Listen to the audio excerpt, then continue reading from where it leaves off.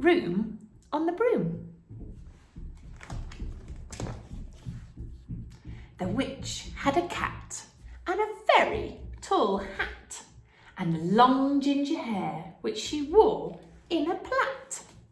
How the cat purred and how the witch grinned as they sat on her broomstick and flew through the wind. But how the witch wailed and how the cat spat when the wind blew so wildly it blew off the hat. Down! Cried the witch, and they flew to the ground. They searched for the hat, but no hat could be found. Then out of the bushes, on thundering paws, there bounded a dog with the hat in his jaws. He dropped it politely and eagerly said, as the witch pulled her hat firmly down on her head, "I am a dog as keen as can be. Is there room on your broom for a dog like me?" "Yes," cried the witch, and the dog clambered on. The witch tapped her broomstick and whoosh, they were gone. Over the fields and the forests they flew. The dog wagged his tail and the stormy winds blew. The witch laughed aloud and held on to her hat, but away flew the bow from her long ginger plait. "Down!" cried the witch, and they flew to the ground. They searched for the bow, but no bow could be found. Then out from a tree, with an ear-splitting shriek, there flapped a green bird with a bow in her beak. She dropped it politely and bent her head low and said, as the witch tied her plait in a bow, "I am a bird as green as can be. Is there room on your broom for a bird like me?" "Yes," cried the witch. So the bird fluttered on. The witch tapped her broomstick and whoosh, they were gone. Over the reeds and the rivers they flew. The bird shrieked with glee and the stormy winds blew. They shot through the sky to the back and beyond. The witch clutched her bow but let go of her wand. "Down!" cried the witch. And as they flew to the ground, they searched for the wand, but no wand could be found. All of a sudden, from out of a pond leapt a dripping wet frog with a dripping wet wand. He dropped it politely and said with a croak, as the witch dried her wand on the fold of her cloak, "I am a frog as clean as can be. Is there room on your broom for a frog like me?" "Yes," said the witch. So the frog bounded on. The witch tapped the broomstick and whoosh, they were gone. Over the moors and the mountains they flew. The frog jumped for joy and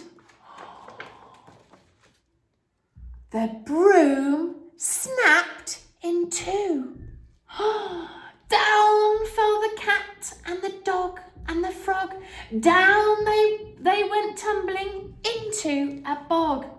The witch half broomstick flew into a cloud, and the witch heard a roar that was scary and loud.